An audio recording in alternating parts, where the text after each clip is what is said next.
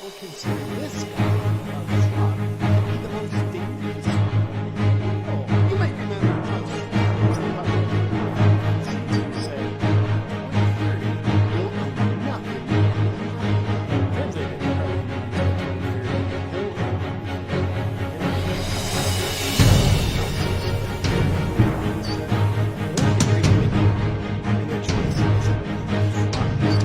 One of the features of this fourth industrial revolution is that it doesn't change what we are doing, but it changes us. The difference of this fourth industrial revolution is it doesn't change what you are doing, it changes you. If you take genetic editing, right. Just as an example, it's you who are changed. Yeah, and of course this has a big impact on your identity. Yeah. Editing your genes? Cool, I'll explain that later. But first, why do so many people consider this guy, Klaus Schwab, to be the most dangerous man in the world? Well, there's some reasons. A lot of them. You might remember Klaus Schwab as the puddle of liquefied feces who said, by 2030, you'll own nothing and be happy about it. Translated, that probably means by 2030, he'll own everything and he'll be happy about it. But how does he expect you to own nothing and be happy about it? Oh, he's got a plan. Now, I'll tell you about it in a minute. But before I do, a little bit about Klaus Schwab. He's the author of COVID-19, The Great Reset. What a grand opportunity indeed. Oh, and his book was published on July 9th, 2020. Wonder how he got it written and published that fast. It's almost like maybe he pre-wrote it before he started the pandemic. Before the pandemic started. Old Klaus is also the founder and chairman of the World Economic Forum, an organization that faces the public with very noble sounding goals of creating a better world. Fear-mongering about climate change and disease are big goals of theirs. Welcome to Davos. Just park your private jet over there and then go inside and pretend to be concerned about climate change. Klaus and the World Economic Forum want a worldwide digital ID system that determines your access to goods and services. It would monitor your online behavior, purchases, and biometrics. It kind of seems like he just wants to do away with the whole democratic process and give all the power to the state and whoever runs the state, the deep state. But that's based on both his words and actions, so it's probably an inaccurate observation. Was Dr. Evil's character based on this reptile? Mr. Schwab writes the following. One of the greatest lessons of the past 5 centuries in Europe and America is this. Acute crisis contribute to boosting the power of the state. It's always been the case, and there is no reason why it should be different with the pandemic. Nobody ever elected Klaus Schwab to anything. This all just sounds like conspiracy, doesn't it? The World Economic Forum are good guys. Haven't you seen the headlines they pay for? Go green, right? Right? That's probably right. They truly are good guys. Accordingly, you'll be excited to hear that the lineup of World Economic Forum speakers at their annual gathering of elites in Davos included such benevolent humanitarians like Xi Jinping, the leader of the Chinese Communist Party, who's currently committing genocide, Anthony Fauci, who's arguably currently involved in crimes against humanity, and Bill Gates, who's arguably currently involved in crimes against humanity, and Australian Prime Minister Scott Morrison, who's arguably currently involved in crimes against humanity. What a great lineup! But my favorite Economic Forum speaker of all time is this reptile, Klaus Schwab's top advisor, Dr. Yuval Noah Harari. Let's see what he has to say. Data might enable human elites to do something even more radical than just build digital dictatorships. By hacking organisms, elites may gain the power to re-engineer the future of life itself. Because once you can hack something, you can usually also engineer it. Elites hacking organisms and re-engineering life itself? Well, he's not talking about doing that to people, is he? Now, in the past, many tyrants and governments wanted to do it, but nobody understood biology well enough, and nobody had enough computing power and data to hack millions of people. Neither the Gestapo nor the KGB could do it. But soon, at least some corporations and governments will be able to systematically hack all the people. Well, I guess he was talking about doing that to people.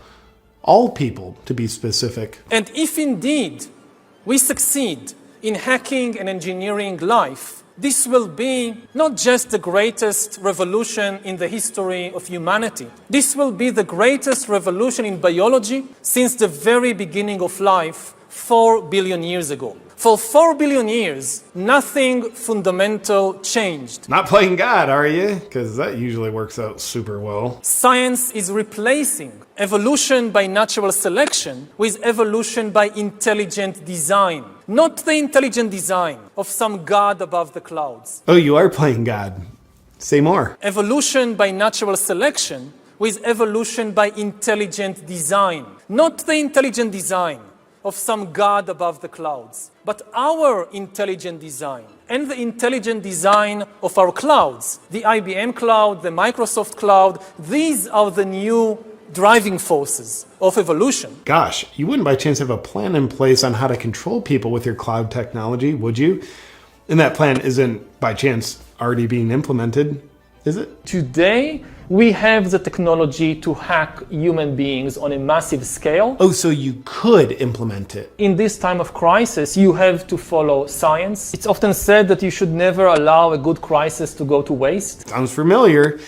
And I guess you are implementing it already. Didn't anyone bother telling this guy not to say any of this out loud on camera? It's a lot of evidence. Surveillance, people could look back in 100 years and identify the coronavirus epidemic as the moment when a new regime of surveillance took over, especially surveillance under the skin. My brain, my body, my life, does it belong to me or to some corporation or to the government or perhaps to the human collective? This guy's revealing the whole plan. He's gonna ruin it. The World Economic Forum, out for the good of humanity. You'll own nothing, not even your own DNA, if we have our way. Now for some additional fun facts about Klaus Schwab and the World Economic Forum. They've got a Young Leaders Program, which is a 5-year indoctrination program into their principles. The goal of the program is to create world leaders who don't answer to their people because they don't care about them. They answer to their bosses at the World Economic Forum. Graduates of the program include admirable world leaders that are suspiciously in lockstep with the Great Reset, such as Justin Trudeau, Francis Macron, and Mark Zuckerberg. Sponsoring partners of the World Economic Forum's Young Global Leaders program have been the Bill and Melinda Gates Foundation and Google. I wonder why Google censors and shapes information to be in exact support of the World Economic Forum's narrative. Oh, another fun fact. The World Economic Forum is predicting a worldwide cyber attack. I'm pretty much a wizard at predicting the things I'm going to do too. The very concerned Schwab believes the cyber attack could bring a complete halt to our power grid, transportation, hospital services, and to our society as a whole. The World Economic Forum then simulated the cyber attack.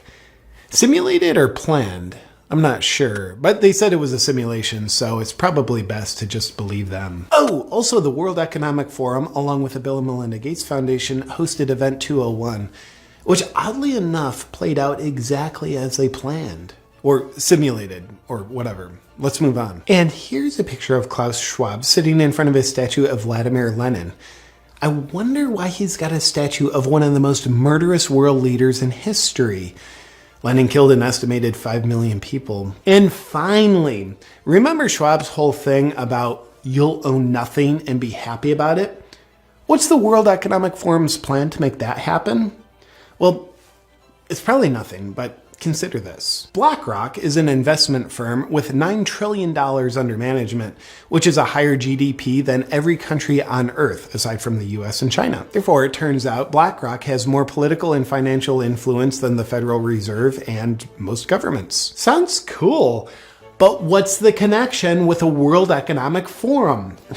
Well, again, and it's probably nothing, but BlackRock CEO Larry Fink is also just a board member of the World Economic Forum. Well, that's super convenient. and probably just a coincidence. Is the World Economic Forum and BlackRock colluding in corporatism, where an unelected corporate elite dictates top-down to the population? Well, they couldn't be doing that because they'd have to infiltrate the government, which they haven't done. Except for, in one of Joe Biden's first appointees once he took office, he named Brian Deese to be the director of National Economic Council. Brian Deese came from BlackRock, where he was a global head of sustainable investing, and now he's Biden's main advisor for economic policy. But Biden's making the policy decisions, not the unelected corporate elites at BlackRock and the World Economic Forum. Of course Biden's making all the decisions. Let's not be silly. Oh, look, there's a picture of Biden in the audience at the World Economic Forum. Oh, and also Kamala Harris's chief economic advisor is Michael Pyle. He came from BlackRock, where he was a global chief economic strategist, overseeing the strategy for investing $9 trillion. Well, it looks like corporatism, but it's probably not. But if it was, it would actually be a viable strategy for BlackRock and the World Economic Forum to own everything and for you to own nothing. Oh, fun fact, BlackRock is buying up single-family homes at an alarming rate, oftentimes paying 20 to 50% above asking price, so normal people like you and I can't own the homes. Now, there is an interesting pattern to all this.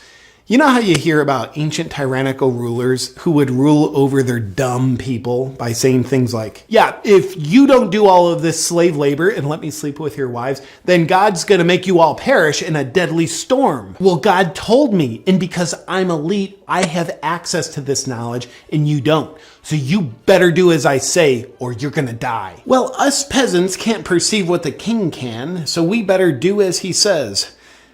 Go ahead and bang my wife. And thank you for doing it for my protection, King. Good old fear-mongering, a predictable pattern as old as time itself. But with Klaus and the World Economic Forum, it's climate change is gonna kill you, disease is gonna kill you, and a cyber attack's gonna get ya. So you better do as we say, or you're gonna die. I don't know, the weather looks pretty good to me. Why don't you ever smile, Klaus? You look like a sociopath. No, you don't understand. We elites have access to knowledge that you don't. So you better listen to us or you're gonna die. Same old fun pattern of fear-mongering. They know of the scary problems and only they have the solutions. So listen up or you're gonna die. Gotcha, Klaus. Nothing new here. We see you. In conclusion to the question, is Klaus Schwab the most dangerous man in the world? Here's his top guy again. Humans are now hackable animals. You know, the whole idea that humans have, they have this soul or spirit and they have free will and nobody knows what's happening inside me. So whatever I choose, whether in the election or whether in the supermarket, this is my free will, that's over. Free will, that's over. It will indeed be over. If you outsource your thinking to outside influences and take the easy way out by choosing obedience over bravery. Doing so makes you very susceptible to being manipulated by fear. And if this happens, you will fail at remaining a free, sovereign individual. But here's how Schwab and his friends, who sociopathically never smile, fail at their great reset, and you succeed at remaining a free, sovereign individual. Be guided by your own critical thinking and what your heart and soul knows is right. And choose bravery over obedience. Obedience or bravery? Outsource your perspectives or do your own critical thinking? We are in the process of either the Great Reset or the Great Awakening, and the choice isn't Klaus Schwab's. The choice is yours.